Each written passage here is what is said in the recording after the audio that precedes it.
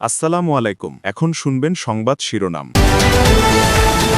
প্রধানমন্ত্রীর সাথে তিন বাহিনীর প্রধানের সাক্ষাৎ। ঈদের আগেই শুরু হচ্ছে ফ্যামিলি কার্ডের পাইলট প্রকল্প। শনিবারও অফিস করবেন তারেক রহমান।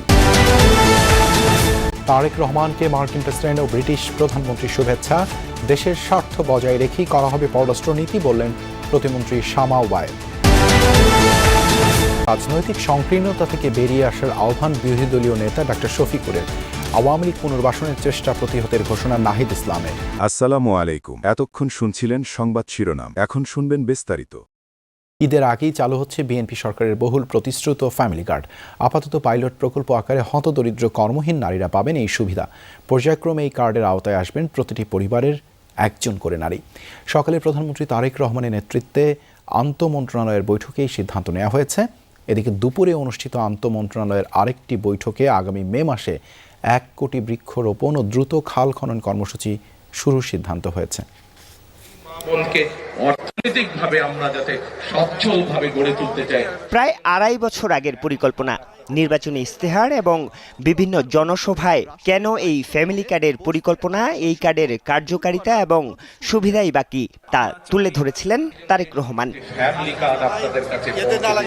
দায়িত্ব গ্রহণের দ্বিতীয় দিনেই এই ফ্যামিলি কার্ড চালুর কর্মপরিকল্পনা ঠিক করতে আন্তঃমন্ত্রণালয় বৈঠক করেন তারেক রহমান। সিদ্ধান্ত হয় ঈদের আগেই পাইলট প্রকল্প আকারে চালু করা হবে এটি। আমরা ক্যাশ টাকা কতটুকু করা যায়, কত দ্রুত করা যায়, সংখ্যায় কি হবে, এ নিয়ে আমরা 2-1 দিনের ভিতরে আমরা ফাইনাল করব। বেশ কয়েকটা জেলাতে কিছু উপজেলাকে আগেই নির্দিষ্ট করা। অগ্রাধিকারের দিক থেকে আমরা এই মুহূর্তে যারা হতদরিদ্র, যারা আপনার প্রতিবন্ধী, বিধবা, এই ধরনের পশ্চাৎপদ যারা, আমরা তাদেরকে গুরুত্ব দিয়ে এগোবো, বাট পর্যায়ক্রমে সবাই আসবেন। ফ্যামিলি কার্ড বিতরণে থাকবে না রাজনৈতিক বিবেচনা। এনআইডি কার্ড অনুযায়ী সরাসরি প্রতিটি পরিবারের নারীদের হাতে পৌঁছে যাবে এই কার্ড। প্রতিটি ফ্যামিলি কার্ডের বিপরীতে কত টাকা দেয়া হবে তা ঠিক করবে অর্থমন্ত্রীর নেতৃত্বে গঠিত উপকমিটি।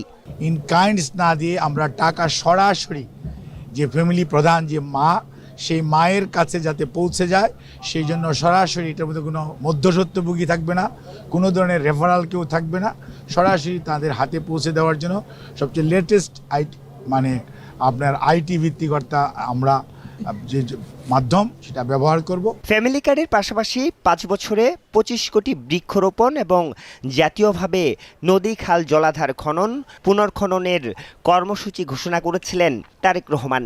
বৃহস্পতিবার দুপুরে এই কর্মসূচির বাস্তবায়ন প্রক্রিয়া ঠিক করতেও হয় আন্তঃমন্ত্রণালয় বৈঠক। বন ও পরিবেশ মন্ত্রী জানান, মে মাস থেকেই শুরু হবে বৃক্ষরোপণ। সিদ্ধান্ত হয় বছরে 1 কোটি গাছ লাগানোর। মে মাসে আমাদের শুরু হবে।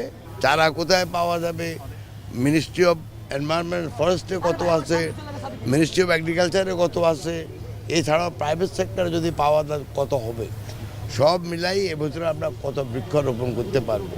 তবে টার্গেট আমাদের 5 কোটি বৃক্ষরোপণ করার প্রতি বছর। নদী, খাল, জলাধার খননের কাজও শুরু হবে দ্রুতই। কত কিলোমিটার খাল খনন হবে তা ঠিক করবে স্থানীয় সরকার এবং পানি সম্পদ মন্ত্রণালয় সহ সংশ্লিষ্ট 4 মন্ত্রণালয়। 4টা মিনিস্ট্রির একটা কনসার্ন, এবং কবে নাগাদ আমরা শুরু করতে পারবো এটা আমরা এই সপ্তাহে বসে, পরবর্তী সপ্তাহে বসে সিদ্ধান্ত নিব। এবং সিদ্ধান্তটা খুবই গুরুত্বপূর্ণ এই কারণে যে এই কাজটা আমাদেরকে 180 দিনের মধ্যে শুরু এবং ম্যাক্সিমামটা করতে হবে। প্রধানমন্ত্রী তারেক রহমানের সাথে সৌজন্য সাক্ষাৎ করেছেন 3 বাহিনীর প্রধানরা। সকাল 9টার পর দ্বিতীয় দিনের মতো সচিবালয়ে আসেন প্রধানমন্ত্রী তারেক রহমান। সকাল 10:30টায় তার সঙ্গে দেখা করতে আসেন সেনাবাহিনী প্রধান জেনারেল ওয়াকারুজ্জামান, নৌবাহিনী প্রধান অ্যাডমিরাল এম নাজমুল হাসান ও বিমান বাহিনী প্রধান air chief marshal Hasan Mahmud Khan. এরপর এনএসআই ও ডিজিএফআই এর মহাপরিচালকগণ পৃথকভাবে প্রধানমন্ত্রীর সাথে সৌজন্য সাক্ষাৎ করেন।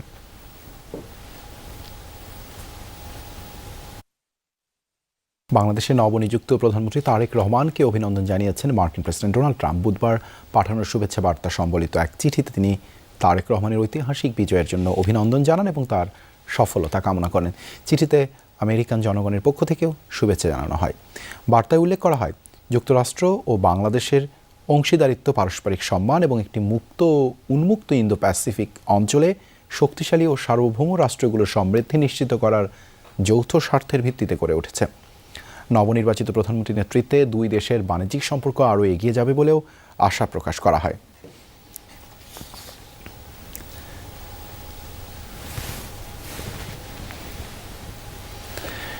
এদিকে বাংলাদেশের নির্বাচনে বিজয় ও প্রধানমন্ত্রী হিসেবে দায়িত্ব নেয়ায় তারেক রহমানকে অভিনন্দন জানিয়েছেন যুক্তরাজ্যের প্রধানমন্ত্রী কেইর স্টারমার।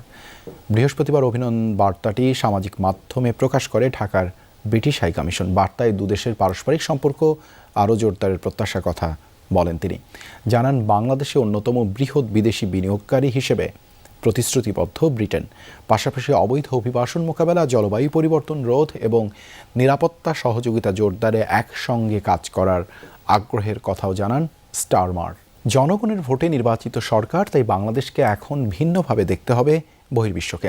প্রথম দিন পররাষ্ট্র মন্ত্রণালয়ে এসেই এই বার্তা স্পষ্ট করেন প্রতিমন্ত্রী শামা ওবায়েদ।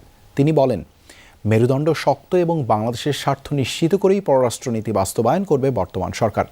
জানান, বিভিন্ন দেশে বাংলাদেশিদের জন্য বন্ধ থাকা ভিসা পুনরায় চালুর বিষয়ে কাজ করছে পররাষ্ট্র মন্ত্রণালয়। শামা ওবায়েদ জানান, ভারত সহ অনেক দেশের সাথেই সম্পর্কে চ্যালেঞ্জ থাকলেও তা কাটিয়ে উঠবে বাংলাদেশ। প্রধানমন্ত্রী তারেক রহমানের মন্ত্রিসভার সবচেয়ে বড় চমক পররাষ্ট্রমন্ত্রী ডক্টর খলিলুর রহমান। শপথের পর বৃহস্পতিবার সকালে প্রথম মন্ত্রণালয়ে আসলেন সাবেক এই কূটনীতিক। অন্তর্বর্তী সরকারের জাতীয় নিরাপত্তা উপদেষ্টা থেকে সরাসরি নির্বাচিত সরকারের পররাষ্ট্রমন্ত্রী হয়েছেন তিনি।